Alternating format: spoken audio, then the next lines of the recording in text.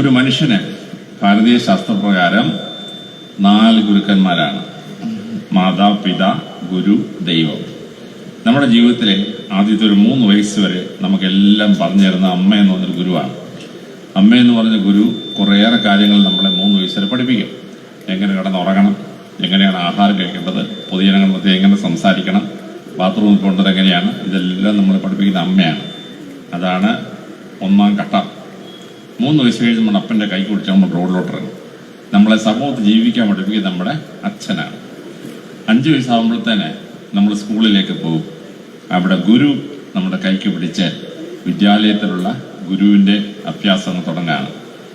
അത് കഴിഞ്ഞ് ഈ ഗുരുക്കന്മാരെല്ലാം പഠിപ്പിച്ചാലും 4-ാം ഭാഗം കിട്ടുകയില്ല. അത് ഈശ്വരൻ തന്നേ പറ്റുള്ളൂ.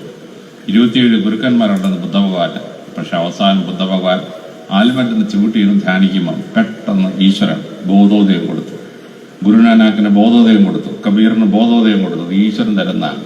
അതിന് ഇൻഡ്യൂഷനോ ഡിവൈൻ നോളജ് എന്നൊക്കെ പറയും. അങ്ങനെ ഈ 4 സംഗതികൾ ചേരുന്നതാണ് വിദ്യാഭ്യാസം. അപ്പൊ വീട് ശരിയല്ലെങ്കിൽ വിദ്യാഭ്യാസം ശരിയാവില്ല. അപ്പൊ എന്താണ് ഈ 4 ഘട്ടങ്ങൾ നമ്മൾ ചെയ്യേണ്ടത്? ഏറ്റവും ആദ്യത്തേത് ശാസ്ത്രജ്ഞന്മാർ കണ്ടെത്തിയിരിക്കുന്നു.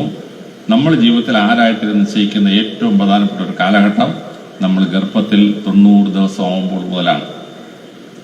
നമ്മൾ ഗർഭത്തിൽ 90 ദിവസം ആകുമ്പോഴാണ് നമ്മുടെ തലച്ചോറിന്റെ സെൽ ഡിവിഷൻ ആരംഭിക്കുന്നത്. ഭാവിയിലെ തലച്ചോറും കൂടി ഷേപ്പ് ചെയ്യുന്ന സമയമാണ്. ആ സമയത്ത് ഗർഭിണി എന്ത് ചെയ്യുന്നു എന്നുള്ളത് കുട്ടിയെ ഭയങ്കരമായി ബാധിക്കുന്ന ഒരു വിഷയമാണ്. ഇംഗ്ലണ്ടിൽ ഒരു ഗവേഷണം നടന്നു. ഓരോ ഗർഭിണി കിടക്കുന്ന മുറിയിലെ ഓരോ പാട്ട് വെച്ചോണ്ടിരുന്നു. ഒരു ഗർഭിണിയുടെ മുറിയിൽ ഒരു പാട്ട്, ഓരോ ഗർഭിണി വേറൊരു പാട്ട്. സ്ത്രീ പ്രസവിച്ച് കഴിയുമ്പം കുട്ടി ഗർഭത്തിലിരുന്നപ്പോൾ ആ മുറിയിൽ വെച്ച പാട്ട് ഓൺ ചെയ്താൽ കുട്ടി കരച്ചിൽ നിർത്തും. വേറെ ഏത് പാട്ട് ഓൺ ചെയ്താലും കുട്ടി കരച്ചിൽ നിർത്തുകയില്ല. ശാസ്ത്രജ്ഞന്മാർക്ക് മനസ്സിലായി കുട്ടികൾ വയറ്റിലിരുന്ന് ശബ്ദങ്ങൾ കേൾക്കുന്നുണ്ട് എന്ന്. അപ്പോൾ ഒരു കുട്ടി ഗർഭത്തിൽ കിടക്കുമ്പം എന്ത് ശബ്ദം കേൾക്കണം, എന്ത് ശബ്ദം കേൾക്കാൻ പാടില്ല.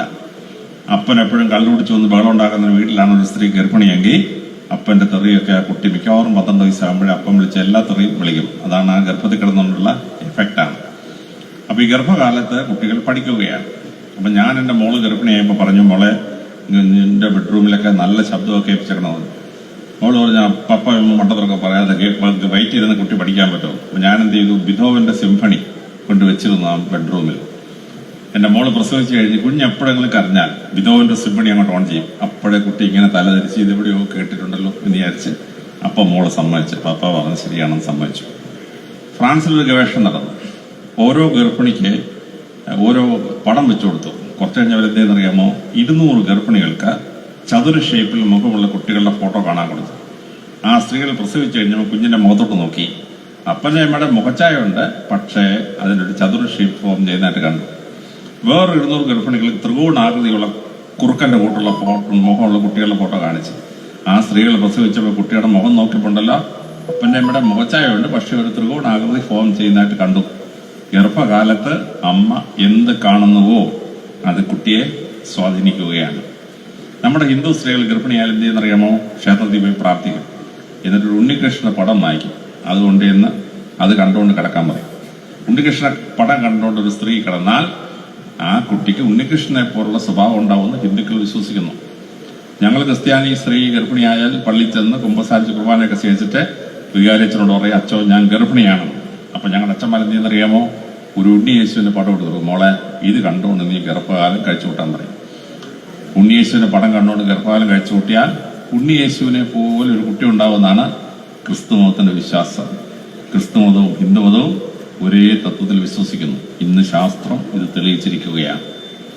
ജർമ്മനിയിൽ ഗവേഷണം നടന്നു. 100 ഗർഭിണികൾക്ക് ശാസ്ത്രജ്ഞന്മാരുടെ ജീവചരിത്രം വായിക്കാൻ കൊടുത്തു. ശാസ്ത്രജ്ഞന്മാരുടെ ജീവചരിത്രം വായിച്ച ഗർഭകാലം കഴിച്ചുവിട്ട സ്ത്രീകൾ പ്രസവിച്ചു കഴിഞ്ഞാൽ വിദ്യാഭ്യാസം ശ്രദ്ധിച്ചപ്പോഴാണ് മനസ്സിലാവുന്നത് ആ കുട്ടികൾക്ക് മാത്സ്, ഫിസിക്സ്, കെമിസ്ട്രിക്കൊക്കെ ഭയങ്കര മാർക്ക്.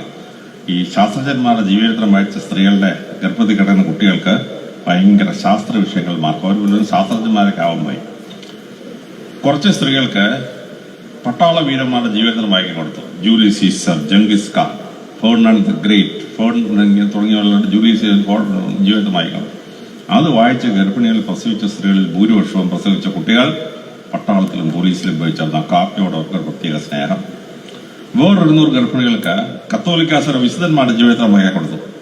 കത്തോലിക്ക സഭയിലെ വിശുദ്ധന്മാരുടെ ജീവിതം വഹിച്ച സ്ത്രീകൾ പ്രസവിച്ച കുട്ടികളിൽ ഭൂരിപക്ഷവും അച്ഛന്മാരും കന്യാസ്ത്രീകളാവാൻ പോയി. ഗർഭകാലത്ത് അമ്മയുടെ തലച്ചോർ എന്തിനെ വായിക്കുന്നുവോ കുട്ടിയെ സ്വാധീനിക്കുന്നുവെന്ന് ശാസ്ത്രം തെളിയിച്ചിരിക്കുകയാണ്. ഗർഭകാലത്ത് അമ്മമാർ പഠിച്ചാലേ കുട്ടിക്ക് അപാരം ബുദ്ധിശക്തിയായിരിക്കും. അതുകൊണ്ടാണ് ശാസ്ത്രജ്ഞന്മാർ പറയുന്നത്, ഗർഭിണിയാണെന്ന് മനസ്സിലാക്കി ആദ്യം ഒരു കമ്പ്യൂട്ടർ കോഴ്സിന് ചേരണം, ആ ടീച്ചർ പുറത്ത് അങ്ങ് പഠിക്കണം. പ്രസവിച്ചിട്ട് പരീക്ഷ എഴുതിയില്ലെങ്കിലും കുഴപ്പമൊന്നുമില്ല. പക്ഷെ ഗർഭകാലത്ത് അമ്മ കമ്പ്യൂട്ടർ പഠിച്ചാണ്ടല്ലോ കുട്ടി അപാരം എടുക്കാനായി വലിയൊരു എഞ്ചിനീയറായി തീരും. യാതൊരു സംശയം വേണം. നിങ്ങൾ ഈ ലേഡി ടീച്ചേഴ്സിന്റെ മക്കളെ നോക്കിയിട്ടുണ്ടോ? എല്ലാം പഠിക്കാൻ ഭയങ്കര വിദഗ്ധരാണ്. കാര്യം എന്നറിയാമോ? 3 മാസം ഗർഭമുള്ള ഈ അമ്മ ക്ലാസ്സിൽ വന്ന് പഠിപ്പിക്കുമ്പോൾ അമ്മ പഠിപ്പിക്കുന്ന ഫിസിക്സും കെമിസ്ട്രിയൊക്കെ വയറ്റി കിടന്ന് ഈ കുഞ്ഞങ്ങ് പഠിക്കും. പിന്നെ പ്രസവിച്ചിട്ട് ബാക്കി പഠിച്ചാൽ അതാണ് ഈ ലേഡി ടീച്ചേഴ്സിന്റെ മക്കളൊക്കെ പൊതുവെ പഠിക്കാൻ ഭയങ്കര മാർക്ക് വാങ്ങിക്കുന്ന റാങ്ക് ഹോൾഡേഴ്സായി മാറുന്നതിന്റെ ഒരു കാരണം. അപ്പൊ ഗർഭകാലം എങ്ങനെ കഴിച്ചു കൂട്ടണം? വീടിന്റെ തുടക്കം, വിദ്യാലയത്തിന്റെ തുടക്കം വീട്ടിലെ ഗർഭകാലമാണ്. പ്രസവിച്ചൊരു കുഞ്ഞിനെ ഇട്ട് കഴിഞ്ഞാൽ കുഞ്ഞിന്റെ തലച്ചോറ് വളരുന്നത് 12 വയസ്സ് വരെ മാത്രമേ ഉള്ളൂ. 7ാം ക്ലാസ് മാത്രമേ ഉള്ളൂ.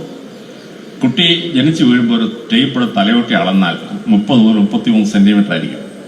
കുട്ടിക്ക് ഒരു 3 വയസ്സാകുമ്പോൾ വീണ്ടും അളന്നാൽ 36-39 സെന്റിമീറ്റർ ആവും. കുട്ടിക്ക് ഒരു 7 വയസ്സാകുമ്പോൾ വീണ്ടും അളന്നാൽ 46-49 സെന്റിമീറ്റർ ആയിരിക്കും. കുട്ടിക്ക് 12 വയസ്സാകുമ്പോൾ വീണ്ടും അളന്നാൽ 50 മുതൽ 56 സെന്റിമീറ്റർ ചുറ്റളവായിരിക്കും. വളരെ അപൂർവമായിട്ട് എൻ്റെ കൂട്ട് 58 സെന്റിമീറ്റർ തലയോട്ടി അപൂർവമാണ്. അപ്പൊ 50 മുതൽ 56 നോർമൽ റേഞ്ച്. പിന്നെ തലച്ചോറ് വളരെയല്ല. തലയോട്ടി ഉണ്ടാക്കപ്പെട്ട 8 ക്രേനിയൽ ബോൺസ് കോൺക്രീറ്റ് സെറ്റ് ചെയ്ത് നമുക്ക് സെറ്റ് ചെയ്യും.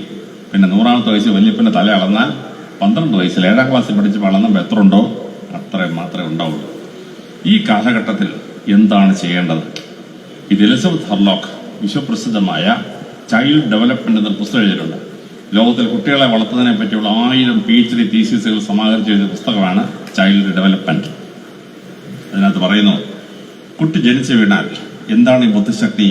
നമ്മുടെ തലച്ചോറിനകത്ത് 60,000 ലക്ഷം ന്യൂറോൺസ് ഉണ്ട്. ഒരു ന്യൂറോണിന് 50 മുതൽ 1000 വരെയൊക്കെ ശാഖ ഉണ്ടാവും. തലച്ചോറ് ത്രസിക്കുമ്പം ഈ ന്യൂറോണിന്റെ ശാഖകൾ ഇങ്ങനെ ഇളകിയാടി ഒരു ന്യൂറോണിന്റെ ശാഖ വേറൊരു ന്യൂറോണിന്റെ ശാഖയായിട്ട് കൂട്ടിപ്പിടിക്കും. അതാണ് സിനാപ്സസ് എന്ന് പറയുന്നത്.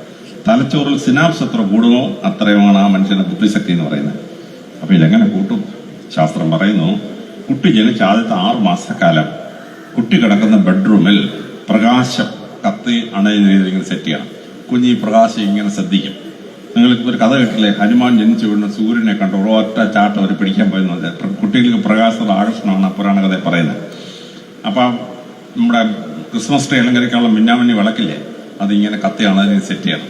ഇതിങ്ങനെ കുട്ടി കാണുമ്പോൾ കുട്ടിയുടെ തലച്ചോറ് ത്രസിക്കുകയും കുഞ്ഞിന് അപാരം ബുദ്ധിശക്തി ഉണ്ടാവുകയും ചെയ്യും. 6 മാസത്തോട് 1 വയസ്സ് വരെ കുട്ടിക്ക് 3 തരം നിറങ്ങളെ തിരിച്ചറിയാൻ പറ്റും: ചുവപ്പ്, പച്ച, മഞ്ഞ. ഈ നിറങ്ങൾ ഉള്ള വിൻഡോ കട്ടറും ഡോർ കട്ടറും ഒക്കെ ചുവപ്പ്, പച്ച, മഞ്ഞ ആക്കണം. മേൽക്കൂര നല്ല ചുവപ്പ്, പച്ച, മഞ്ഞ ആക്കണം.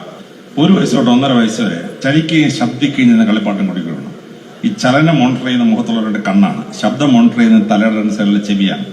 ചലനവും ശബ്ദവും മോണിറ്റർ ചെയ്യണമെങ്കിൽ തലച്ചോറ് ഒരുമിച്ച് പ്രവർത്തിച്ചു. അപ്പൊ ചെണ്ട അടിച്ചോണ്ടുന്ന കുരകനോ കോക്കോ എന്ന് പറയുന്ന താറാവോ ബക്കറ്റ് കിടന്ന് ഓടുന്ന ബോട്ടോ ഇങ്ങനെയൊക്കെയുള്ള കളിപ്പാട്ടം കൊടുക്കണം. കുട്ടി ഇങ്ങനെ കാണുമ്പോൾ തലച്ചോറ് ഏകോപിച്ച് വർക്ക് ചെയ്യാനുള്ള കഴിവ് കുട്ടി കിട്ടുകയാണ്. 1.5 വയസ്സ് തൊട്ട് 2.5 വയസ്സ് വരെ കുട്ടിക്ക് ഓറിയന്റേഷൻ ഡെവലപ്പ് ചെയ്യുന്നൊരു കാലഘട്ടമാണ്. ഈ സമയത്ത് കുട്ടിയെ എങ്ങനെ കളിപ്പിക്കുന്നുവോ കുഞ്ഞിന് അതനുസരിച്ചാണ് മാറ്റം ഉണ്ടാകുന്നത്.